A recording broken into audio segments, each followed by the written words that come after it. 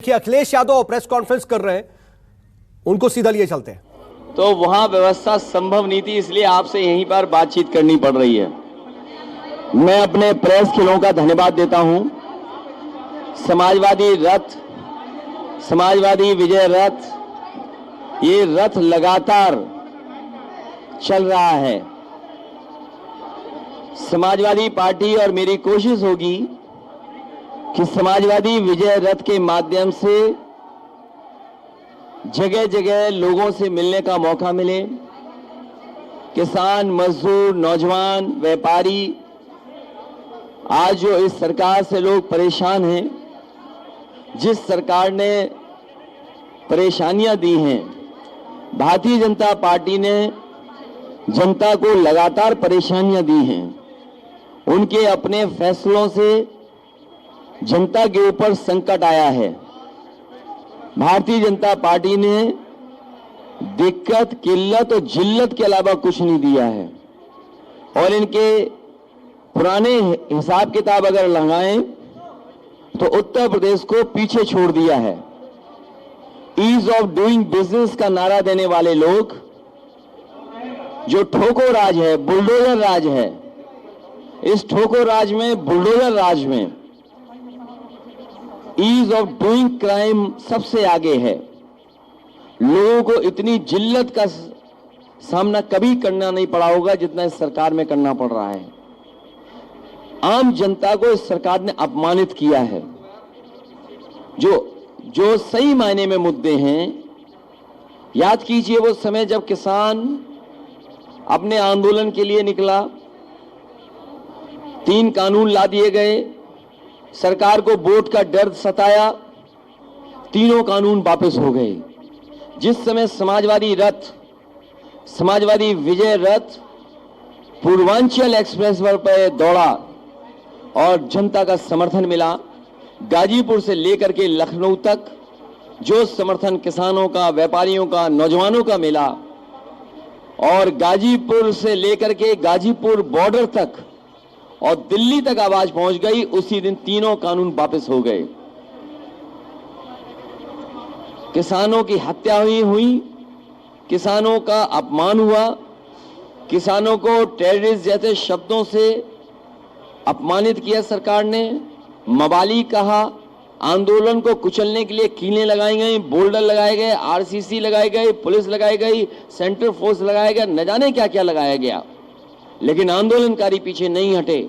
और उत्तर प्रदेश में जो घटना हुई, जहां पर किसानों को जीप से कुचल दिया गया, अगर इतिहास पलट करके भारत का देखें तो जलियांवाला बाग याद आता है, जब अंग्रेजों ने सामने से गोली मारी थी, लेकिन भारतीय जनता पार्टी ने पीछे से आकर के किसानों पर जीप चढ़ा दी। आज जांच रिपोर्ट सामने है, दोषी लोगों पर अभी तक कोई कार्रवाई नहीं हुई है। मंत्री, गृह राज्य मंत्री बर्खास्त नहीं हुए हैं। जिन पर आरोप हैं उनके घरों पर बुलडोजर नहीं चले हैं। ये सरकार कैसी है? भेदभाव से काम कर रही है, जात के आधार पर भेदभाव है। और जैसे ही चुनाव करीब आता है, भारतीय जनता पार्टी धार्मिक चश्मा लगा लेती है, हर चीज को उस चश्मे से देखने लगती है। लेकिन उत्तर प्रदेश की जनता तैयार है। इस बार उत्तर प्रदेश से भारतीय जनता पार्टी का सफाया करने के लिए, उत्तर प्रदेश से भारतीय जनता पार्टी का पूरी तरीके से सफाया होगा, बदलाव होगा। जनता परिवर्तन के लिए तैयार है, बेरोजगार नौजवान तैयार हैं। कल की घटना जहां पर देश के बड़े बड़े नेता एक मंच पे थे, क्या जनता को कितनी बार आप झूठ बोलेंगे? जनता को और पिछड़ों को, खासकर निषाद समाज के लोगों को ये भारतीय जनता पार्टी ने धोखा दिया और कहा कि आपकी सभी समस्याओं का समाधान होगा। लेकिन जब उनको बुला करके सम्मान देना था तो सम्मान नहीं दिया गया, उनके साथ भी भेदभाव हुआ, उनका हक छीनने का काम हुआ, और जो हक मिलना चाहिए था वो हक नहीं मिला। हम अपने निषाद समाज, कश्यप, बाथम और उनके तमाम केवट समाज को भरोसा दिलाते हैं, समाजवादी सरकार बनेगी, उनका हक सम्मान देने का काम समाजवादी लोग करेंगे।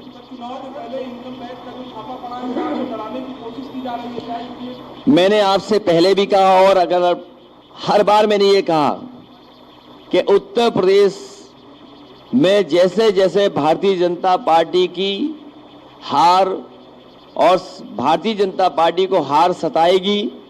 दिल्ली से बड़े बड़े नेता आएंगे, कोई नेता भारतीय जनता पार्टी का बड़ा बचेगा नहीं जो उत्तर प्रदेश में ना आए।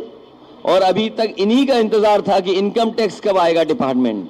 अभी तो इनकम टैक्स आया है, ईडी आएगा, सीबीआई आएगी, न जाने कौन कौन सी संस्थाएं आएंगी, अफवाहें फैलाई जाएंगी, साजिश की जाएंगे, षड्यंत्र की जाएंगे, लेकिन उसके बावजूद भी साइकिल की रफ्तार कम नहीं होगी, रथ की रफ्तार कम नहीं होगी और उत्तर प्रदेश से भारतीय जनता पार्टी का सफाया होना निश्चित है। वो जान गए हैं कि उत्तर प्रदेश से भारतीय जनता पार्टी खत्म और इसीलिए उन्होंने इनकम टैक्स को भेजा है। और राजीव राय हमारी पार्टी के प्रवक्ता हैं, वो दिन रात समाजवादी पार्टी को मजबूत बनाने के लिए जहां जैसे काम कर सकते हैं कर रहे हैं। आज उनको भी छापा मार दिया। आखिरकार चुनाव से पहले ही क्यों, चुनाव से 1 महीना पहले क्यों नहीं? अगर कोई जानकारी थी उनके पास, जब कभी उन्होंने अपना सबमिट किया होगा बैलेंस शीट या इनकम टैक्स दिया होगा, तब भी छापा मार सकते थे, तब भी नोटिस दे सकते थे, तब भी पूछताछ कर सकते थे। लेकिन जैसे ही चुनाव करीब आया है, ये डिपार्टमेंट भी अब चुनाव लड़ने उत्तर प्रदेश में आ गया है। और आप लोग भी सच दिखाते हो, तो आप जानते हो सच दिखाने पर क्या होता है। जब आप लोग सच दिखाते हो, हम कई पत्रकार साथियों को जानते हैं, एक पत्रकार साथी ने केवल दाल में पानी दिखा दिया, उसे जेल जाना पड़ा। एक पत्रकार साथी ने सही खबर चला दी, उसमें मुकदमे लग गए।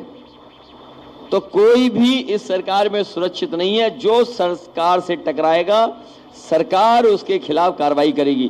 क्या हम लोगों ने आदरणीय आजम खान साहब को नहीं देखा? उन पे कितने मुकदमे लगे? या किसान आंदोलन में बताइए कोई घर से निकल पाया? किसानों पे मुकदमे नहीं लगे? क्या नहीं लगे मुकदमे किसानों पर? हम लोग अगर किसानों के आंदोलन में शामिल होने जाते थे, पुलिस, सेंट्रल फोर्स सब लगा देते थे। तो ये कोई नया तरीका नहीं है, ये पुराना भारतीय जनता पार्टी कांग्रेस के ही रास्ते पे चल रही है। कांग्रेस का पुराना इतिहास उठा करके आप देखेंगे तो जब कभी भी डराना होता था तो इन्हीं संस्थाओं से उन्हें डराया जाता था। आज उसी रास्ते पर भारतीय जनता पार्टी चल रही है। भारतीय जनता पार्टी के पास भी कोई नया रास्ता नहीं है।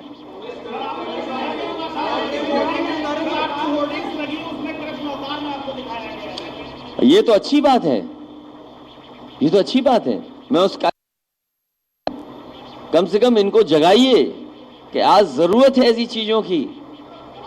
भारतीय जनता पार्टी को जगाइए। ये जगाने के लिए पोस्टर उस कार्यकर्ता ने लगाए होंगे, लेकिन मैं उससे कहूंगा कि हम अवतार नहीं हैं, हम अवतार नहीं हैं। वो कृष्ण के अवतार, कृष्ण हैं खुद अवतार भगवान विष्णु के, लेकिन हम लोग अवतार नहीं है। वो हमारा कार्यकर्ता उतना ही समझदार है जितना भारतीय जनता पार्टी का एक नेता समझदार है, जिसने ये कहा था आजमगढ़ में कि रावण की जब मृत्यु हो गई तो उनसे विचार लेने कौन गया था? बताइए क्या कहा था बीजेपी के एक नेता ने? लक्ष्मण गए थे, भगवान राम ने लक्ष्मण को भेजा था, लेकिन बीजेपी के एक नेता ने कहा कि भरत गए थे। तो अगर बीजेपी के नेताओं को इतना ज्ञान है तो हम अपने भी कार्यकर्ताओं को समझा देंगे। बीजेपी अपने नेताओं को समझाए कि रावण की मृत्यु पर जब मृत्यु होने जा रही थी तो भगवान राम ने लक्ष्मण को भेजा था, भरत को नहीं भेजा था। इतना ज्ञान बीजेपी को है। कल बीजेपी क्या कह रही थी कि हम राम राज्य लाएंगे, लेकिन समाजवाद नहीं। जो समाजवाद का रास्ता है वही राम राज्य लाएगा। अगर समाजवाद आ जाए तो वही राम राज्य है, और बिना समाजवाद लाए राम राज्य नहीं आ सकता। ये हमारे बाबा मुख्यमंत्री को कौन समझाए? अभी एक बेटी हमें लैपटॉप दिखा रही थी। बाबा मुख्यमंत्री के सामने अगर लैपटॉप दे दोगे तो वो घबरा जाएंगे कि ये क्या आ गया।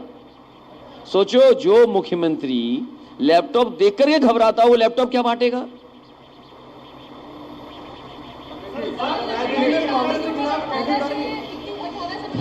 ये बहुत अच्छी बात है, लेकिन साथ साथ बेटियां अगर खड़ी हों, समाजवादी पार्टी ने हमेशा सम्मान किया है और बेटियों का सम्मान जैसे कर सकते हैं वैसे किया है। आज बेटियों के लिए उनकी पढ़ाई का अच्छा इंतज़ाम, उनकी सुरक्षा का इंतज़ाम, उनके स्वास्थ्य को लेकर काम होना चाहिए। और 21 साल की उम्र हो गई है तो कम से कम बेटी अपने पैरों पे खड़ी हो जाए। वो नौकरी और रोजगार भी सरकार को देना चाहिए, क्योंकि अगर समाज में वो अपने आप खड़ी होना चाहती है और उसको अगर एम्पावर करना चाहते हैं हम, उसको वो अपने हक के लिए खुद खड़ी हो, तो कम नमस्कार, मैं हूं मानक गुप्ता। अगर आपको हमारा ये वीडियो पसंद आया हो तो इसे लाइक और शेयर जरूर करें और हां, हमें सब्सक्राइब और फॉलो करना ना भूलें ताकि आप देश और दुनिया की कोई खबर मिस ना करें। तो जुड़े रहिए हमारे साथ और देखते रहिए News 24।